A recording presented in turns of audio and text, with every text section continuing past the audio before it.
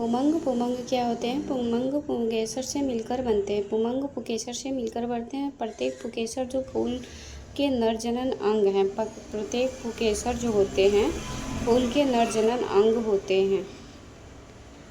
फूल के नरजनन अंग हैं में एक तंतु तथा एक परागकोश होता है।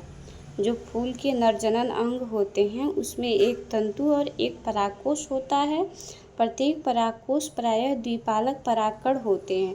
परागकोश क्या होते हैं? प्रायः द्विपालक परागकण होते हैं।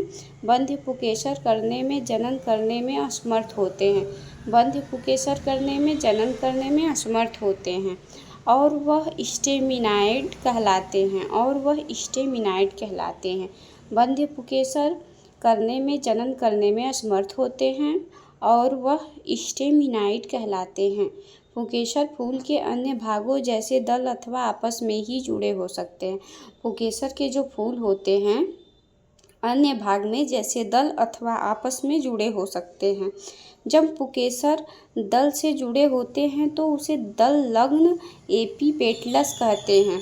जब पुंकेसर क्या होते हैं? दल से जुड़े होते हैं। जब पुंकेसर दल से जुड़े होते हैं तो उसे दल लग्न एपिपेटलस कहते हैं। जब पुंकेसर दल से जुड़े होते हैं तो उसे दल लग्न एपिपेटलस कहते हैं। जैसे लिली में फूल में पुंकेसर मुक्त बहुपुंकेसरी गुड़हल में है। जैसे लिली के फूल में पुंकेसर मुक्त और बहुपुंकेसर गुड़हल में है। और दो बंडल जैसे होते हैं, द्विलिंगी होते हैं। मटर में अथवा दो से अधिक बंडल जिसमें होते हैं वो क्या है? सिट्रस में। जो दो बंडल होते हैं वे मटर हैं और जो दो से अधिक होते हैं वो सिट्रस में होते हैं। उसी फूल के तंतु की लंबाई में भिन्नता हो सकती है। जैसे सेल्विया और सरसों इसी में फूल के तंतु की लंबाई में भिन्नता हो सकती है। सरसों के फूल आप देखे होंगे कभी छोटा कभी बड़ा होता है, वैसे ही सेल्विया का भी पौधा होता है।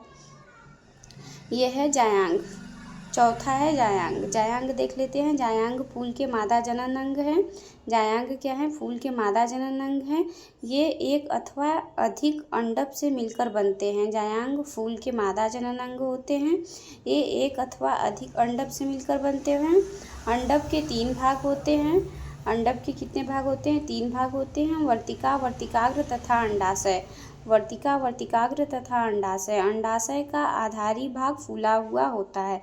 अंडाशय का जो आधारी भाग होता है फूला हुआ होता है, जिस पर एक लंबी नली होती है जिसे वर्तिका कहते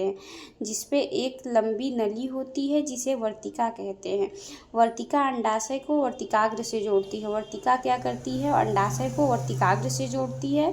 वर्तिकाग्र प्रायः वर्तिका की चोटी पर होती है। वर्तिकाग्र कहाँ होती है? प्रायः वर्तिका की चोटी पर होती है और परागकण को ग्रहण करती है। और क्या करती हैं? परागकण को ग्रहण करती हैं। वर्तिका जो है अंडाशय को वर्तिकाग्र से जोड़ती है। वर्तिकाग्र प्रायः वर्तिका की चोटी पर होती हैं। वर्तिकाग्र प्रायः वर्तिका की चोटी पर होती हैं और परागकण को ग्रहण करती हैं। प्रत्येक अंडाशय में एक अथवा अधिक बीजांड होते हैं। प्रत्येक अंडाशय में क्या होते हैं? एक अथवा अधिक बीजांड होते हैं जो चपटे गुद्देदार बीजांडासन से जुड़े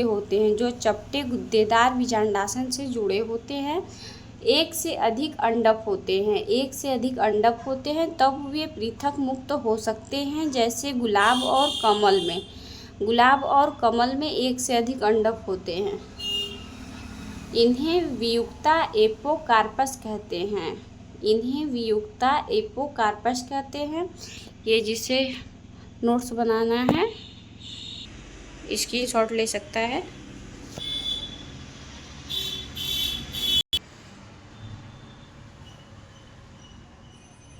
इसके आगे कल देखते हैं। मेरा चैनल आपको अच्छा लगा हो तो लाइक और सब्सक्राइब ज़रूर करें।